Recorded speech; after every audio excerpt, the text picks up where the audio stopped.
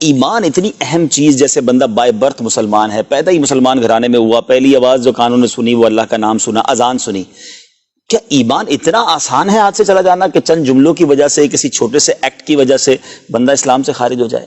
دیکھیں بہت ساری چیزیں ایسی ہوتی ہیں کہ چیز تو بہت بڑی ہوتی ہے، ٹھیک ہے، لیکن اس کا فیصلہ چند جملوں میں ہو جاتا ہے اور چند منٹس کے اندر ہو جاتا ہے۔ ٹھیک ہے، ایک لڑکا لڑکی آپس میں ایک دوسرے پہ حرام ہوتے ہیں، وہ ایک دوسرے کے لیے اجنبی ہوتے ہیں، لیکن صرف اتنا جملہ کہ میں نے تم سے تمہارے ساتھ اتنے مہر پہ نکاح کیا، اور لڑکی کہتی ہے میں نے قبول کیا، ٹھیک ہے، یہ گواہوں کی موجودگی میں یہ دو جملے ہیں جو اس حرام کو حلال میں بدل دیتے ہیں۔ ود ان منٹس، شاید منٹ بھی نہ لگتا ہو، ٹھیک ہے، شاید منٹ بھی نہ لگتا ہو، آدھا منٹ لگے گا، ٹھیک ہے، لیکن کس درجے کی حرمت اللہ، اور کیسے سیکنڈز کے اندر جو ہے وہ حلت کے اندر بدل گئی، حلال ہونے کے اندر بدل گئی۔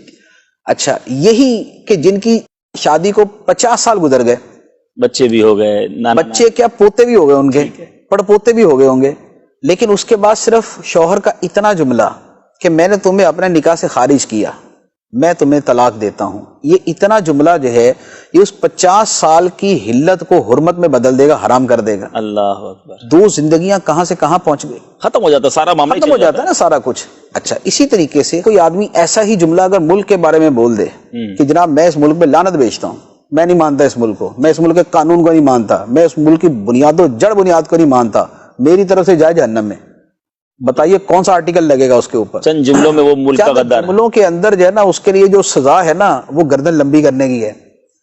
تو جیسے چند جملوں سے ایک آدمی کی زندگی کا فیصلہ ہو جاتا ہے اور کہاں سے کہاں ہو جاتا ہے۔ اچھا، اسی طریقے سے قتل کتنی دیر میں ہوتا ہے؟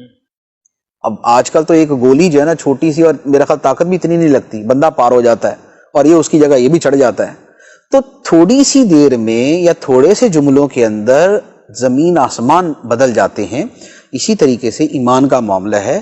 اب یہ دیکھیں کہ جب کافر مسلمان ہوتا ہے تو وہ کون سا جو ہے وہ پہاڑ کھودتا ہے، وہ تب جا کے مسلمان ہوتا ہے، اتنا ہی بولتا ہے نا لا الہ الا اللہ محمد رسول اللہ، میں اس کی گواہی دیتا ہوں، اتنا کہنے سے وہ کس حالت سے کس عظمت کے اندر داخل ہو گیا، اس کا کفر ختم ہو گیا، وہ اس مسلمان ہو گیا، اسی حالت پہ ایمان ہوا، اس کے سارے گناہ معاف ہو گئے۔ بڑی زبردست مثال ہوگی۔ اس حالت کے اندر اگر وہ فوت ہوا تو ہمیشہ ہمیشہ کی جنت اس کے لیے ہے، ہمیشہ کی جہنم سے وہ محفوظ ہو گیا۔ تو یہ اتنا کچھ اس کا ایک جملے کے اندر ہی ہوا نا۔ اچھا، کوئی آدمی اسی کا انکار کر دے، ہے مسلمان، اور معاذ اللہ یہ کہہ دے کہ میں خدا کو نہیں مانتا، تو اس کو تو شاید کوئی بندہ نہیں بولے گا کہ جناب اس کے بعد یہ مسلمان رہتا ہے، جب کسی نے بول دیا تو ختم ہو گیا۔ تو اس لیے ایمان جو ہے وہ چھوٹے سے جملے سے آ بھی جاتا ہے اور چھوٹے سے جملے سے چلا بھی جاتا ہے۔